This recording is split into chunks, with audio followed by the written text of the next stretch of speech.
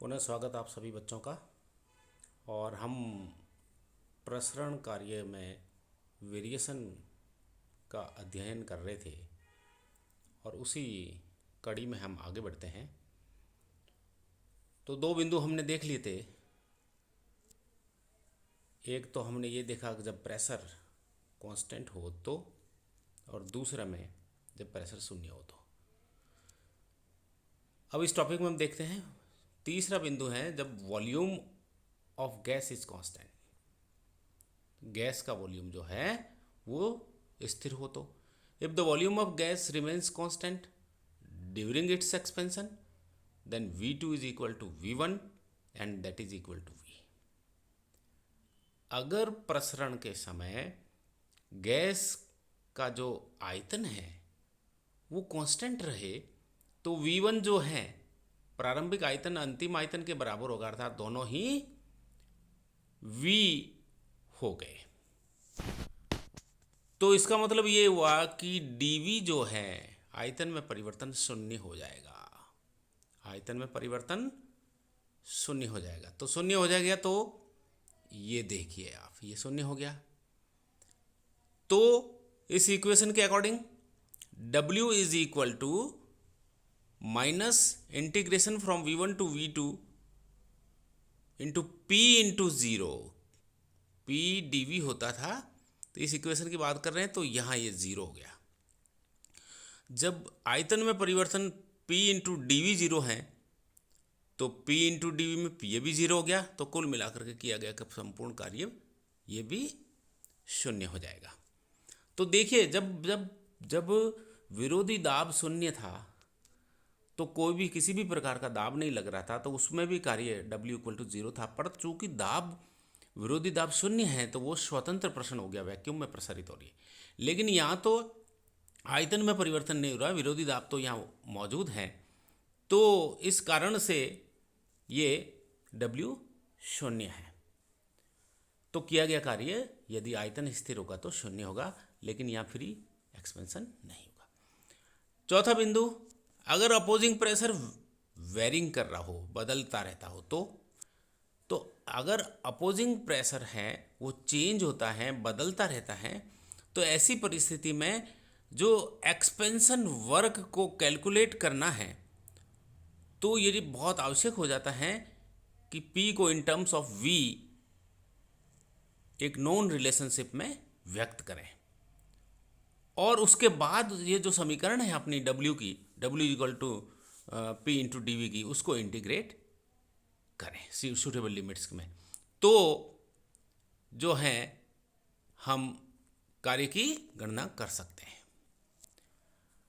अब माना कि initial state of expansion process है वो गैस की, represented by pressure P1 and V1, and final state जो है उसमें प्रेशर को P2 और वॉल्यूम को V2 से रिप्रेजेंट किया जाता है। तो ऐसी स्थिति में अप्लाइड प्रेशर अगर PA है, अप्लाइड प्रेशर अगर PA है, जैसे कि हम इंडिकेट करना चाहें तो मैं पॉइंटर से आपको बता दूं कि इनिशियल पोजीशन तो हम ये बताना चाह रहे हैं कि P1 V1 है और फाइनल P2 V2 है, और अप्लाइड प्रेशर जो को हम करें, लगाया गया दाब PA है, तो it is taken equal to the final pressure. तो ये जो है अंतिम दाब के बराबर होगा, क्योंकि जो अप्लाई किया गया प्रेशर उसके बराबर होगा, जब भी जाके पिस्टन संतुलित होगा और उसमें किसी प्रकार का मूवमेंट नहीं होगा। Then expansion work is evaluated by getting the area under the PV graph. तो ये जो PV का बीच में जो ग्राफ खींचा गया, प्लॉट खींचा गया है, और इस प्लॉट के अंदर जो लाइन खींची गई उसके अंडर में जो शेडेड एरिया है उसके द्वारा एक्सपेंशन वर्क दिया जाएगा।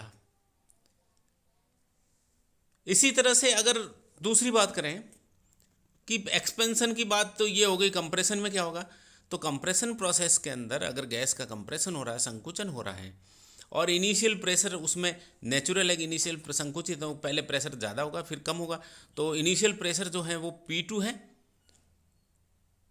एंड इनिशियल वॉल्यूम हो V2 हो जाएगी, जबकि फाइनल प्रेशर P1 और फाइनल वॉल्यूम है वो V1 होगी। और ऐसी स्थिति में, इस प्रकार की प्रोसेस में, तो अप्लाइड प्रेशर है PA वो P1 के बराबर होगा। अप्लाइड प्रेशर जो है ये PA P1 के बराबर होगा, इसके बराबर होगा। Then the compression work will be equal to shaded area under the graph. तो ऐसी स्थिति में शेडेड एरिया के ग्राफ के इसमें दिया जाएगा। ये वर्क की बात कर रही। ये हमने दो बिंदु पहले की वीडियो में देखे थे, दोनों बिंदु अब देखे, और फिर ग्राफिकल रिप्रेजेंटेशन के द्वारा संकुचन और प्रसरण को भी दिखाया। अब इनके बारे में कंक्लूजन क्या है, तो मोस्ट इंपॉर्टेंट कुछ पॉइंट्स हैं, हम वो देखें जरा क्या स्थिति हो रही है भाई। तो पहला पॉइंट देख रहे हैं हम कि एक्सपेंशन एंड कंप्रेशन वर्क है आइडियल गैस का है, तो इस प्रकार से बताया जा सकता है। Number 1, in the expansion of gas the final volume V2 is higher than V1। प्रसरण के अंदर सदैव अंतिम आयतन जो है प्रारंभिक आयतन से ज़्यादा होता है, और ऐसी स्थिति में क्या होगा, V2 जो है वो V1 से बड़ा होगा। V2 यानी अंतिम आयतन जो है ये V2 है, ये V1 से ज़्यादा है। तो ऐसी स्थिति में क्या होगा, delta V is greater than 0, delta V सदैव 0 से ज़्यादा होगा। तो 14 नंबर जो इक्वेशन है अपनी वर्क की, तो वर्क विल बी पॉजिटिव। ऐसी स्थिति में किया गया कार्य जो है वो पॉजिटिव होगा। Sorry, the value of W will be, W तो नेगेटिव होगा क्योंकि नेगेटिव से दिया जाएगा। इन अदर वर्ड्स हम कह सकते हैं एक्सपेंशन प्रोसेस में gas off gas the work will be done surround on the surrounding and the value is negative.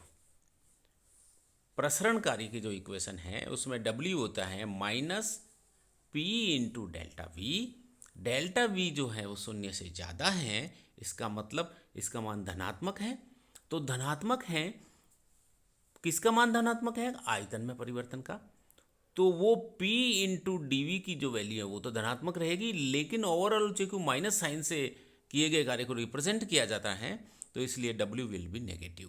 तो इस केस में W जो है नेगेटिव होगा, किया गया कार्य जो है वो ऋणात्मक होगा, जैसा कि अपन ने यहाँ पे लिखा है। दूसरी तरफ कंप्रेशन के अंदर क्या होता है कि जो V2 है, संकुचन जब होगा गैस का, तो वो V2 जो है वो V1 से छोटा होगा, कम होगा। जब V2 की वैल्यू V1 से कम होगी तो देखिए आप, डेल्टा V जो है दैट इज लेसर देन 0, मतलब माइनस में होगा। ऐसे केस में जब V ये माइनस में वैल्यू है तो कंप्रेशन वर्क सदैव पॉजिटिव होगा, क्योंकि W इक्वल टू होता है minus P into delta V। तो minus P into delta V में P into minus delta V है, तो माइनस माइनस प्लस, तो दैट इज़ वाई कंप्रेशन में किया गया कार्य जो है वो पॉजिटिव होगा, जबकि एक्सपेंशन में किया गया कार्य नेगेटिव होगा। तो इस प्रकार से हमने एक्सपेंशन के दौरान किए गए कार्य की, प्रसरण कार्य के वेरिएशन को हमने देखा इन 2 वीडियो के मार्फत। So thank you.